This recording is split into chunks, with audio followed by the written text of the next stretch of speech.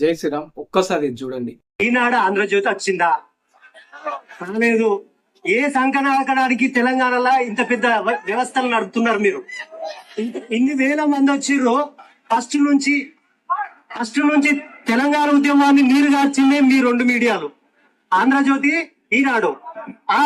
నేను ఒకటి ఈనాడు పేపర్ తెచ్చిన. ఇందులో ఏమైందంటే, ఇగో ఇక్కడ చూపిస్తా. ఈనాడు ఏమైందంటే, లోకేష్ గురించి ఒక పేపర్ మొత్తం రాసిండు. ఆ తెలంగాణ అన్బిలీవబుల్ అట మోడీతోటి కలిసినందుకు. తర్వాత గ్లోబల్ కంపెనీలు వస్తాయని చెప్పేసి పెద్దగా వేసిండు. మరి నిరుద్యోగుల గురించి ఒక చిన్న కాలం వేయడానికి ఏం నొత్తాంది మీకు? చంద్రబాబుకు గుద్ద నొత్తాంది, ముడి నొత్తాంది, ఆ చేయి నొత్తాంది అని రాస్తాను. మరి తెలంగాణ నిరుద్యోగులకు ఏం నొత్తలేదా అని అడుగుతారా? అరే రాధాకృష్ణ, నువ్వు 60 ఏళ్ళకి వచ్చినావు, నీ బతికెందుకురా ఇంకా నిరుద్యోగుల గురించి రాస్తలేవు? ఏమైనా చంద్రబాబుకి ఏమైంది, టీడీపీకి ఏమైంది, గింతేనా నీ బతుకు? నిరుద్యోగుల సమస్యలు ఏం లేవా అని అడుగుతారా? నిరుద్యోగులకు పైసలు ఇస్తాం రాదు, మా న్యూస్ రాయది. మీరు 100 రూపాయలు ఇస్తా రాయదా నువ్వు?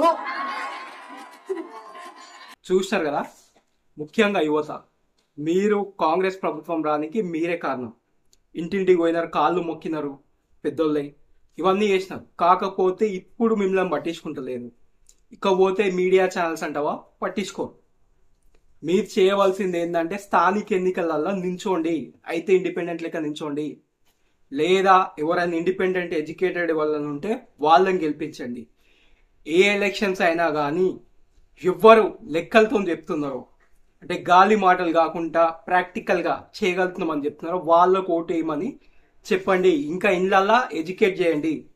సోషల్ మీడియా ఎట్లా యూజ్ చేయాలి ఇవన్నీ ఎడ్యుకేట్ చేయండి. ఎందుకంటే ఇవి మన మీడియా ఛానల్ కాదు, తెలంగాణకు సంబంధించిన వాళ్ళు కాదు.